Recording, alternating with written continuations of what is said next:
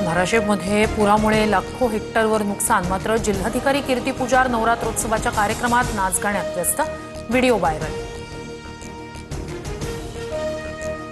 धाराशिवमध्ये विदारक परिस्थिती, सर्वांनी याचं भान ठेवावं, इथून पुढील सर्व सांस्कृतिक महोत्सव रद्द करा, ती रक्कम पूरग्रस्तांना द्या, ओमराजे निंबाळकरांची प्रतिक्रिया। लोक उपाशी आणि जिल्हाधिकारी नाचतायत, धाराशिवमधील अधिकाऱ्यांवर काय कारवाई करणार? धाराशिवमधील जिल्हाधिकाऱ्यांच्या व्हायरल व्हिडिओनंतर राऊतांची टीका।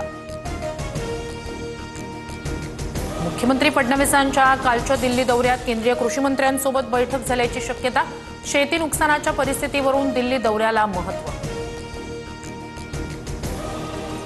राज्यातील अतिवृष्टीच्या नुकसानीचा अहवाल केंद्र सरकारला पाठवणार, केंद्राची समिती नुकसानग्रस्त भागाची पाहणी करणार, लवकरच नुकसानग्रस्त शेतकऱ्यांना दिलासा मिळणार, सूत्रांची माहिती।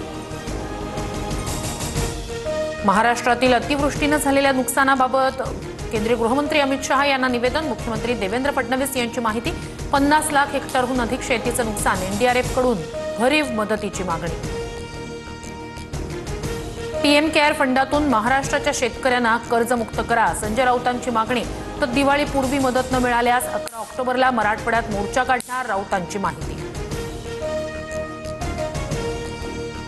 घरांमध्ये पाणी गेलेल्यांना 5,000ची तातडीची मदत सुरू, 10 किलो धान्याचं वाटप सुरू, धान्याची मदत कमी असल्यानं मुख्यमंत्र्यांशी चर्चा सुरू, अजित पवारांची माहिती।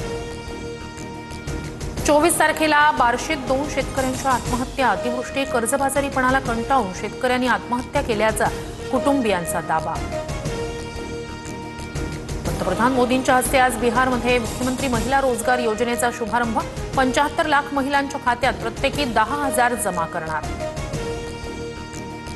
परीक्षा पुढे ढकलण्यास एमपीएससीचा नकार, पूर परिस्थितीमुळे विद्यार्थ्यांनी परीक्षा पुढे ढकलण्याची केलेली मागणी एमपीएससीकडून अमान्य, 28 सप्टेंबरला 36 जिल्हा केंद्रांवर पूर्व परीक्षा होणार।